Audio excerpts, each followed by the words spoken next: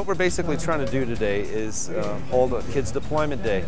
The idea behind that is to make sure that parents and children both have at least a minimal understanding of the deployment process and how it is going to affect them as family members beyond what they already know, just to add something to enhance that experience and also to give them something that they can communicate in a familiar way with that military member.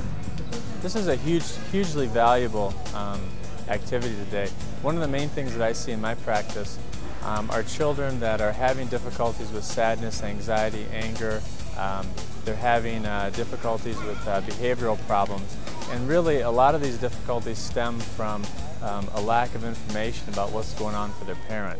I think that one of the things that make this an important experience is that there are some disconnects occasionally between military members and their families regarding what actually happens even just on the way out, much less the entire process. So by having an event like this, again, it gives them some background, and those people who have had that disconnect might find something in common and give them another piece of ground to share together when they are at home. Many children experience deployment as one day the parent's there and the next they're not. And what I find is that when we supply the child with information, and we see children starting to do much better at school and at home.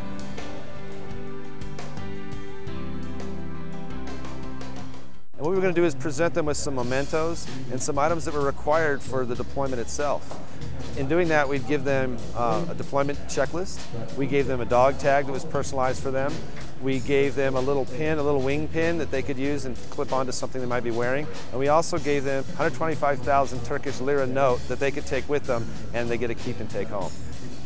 From there, they boarded a bus in what we would call a chalk format, each bus representing a chalk, and boarded the bus to Building 900. Once they entered Building 900, they began that staging process leading to the deployment line. Okay, well, the Building 900 experience for these kids was much the same as it would be for the military member that deployed. Of course, it was, I think, a little shorter and a little sweeter. This is the room where we receive our first set of briefings. They talked to someone from finance.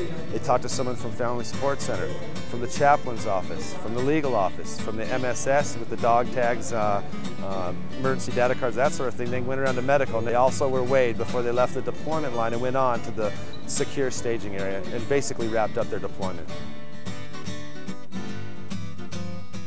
Okay, Hangar 37 was designed originally to be more or less like the deployed location.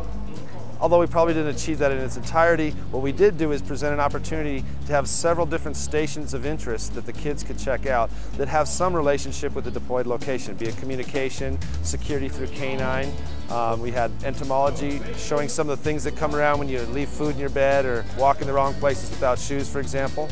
We're also given, again, briefings from security forces, and we're also given a briefing from a local psychologist, Dr. Jeff Hurd, who is an expert on dealing with family separation issues, and in fact in our own community, he's very active in that way.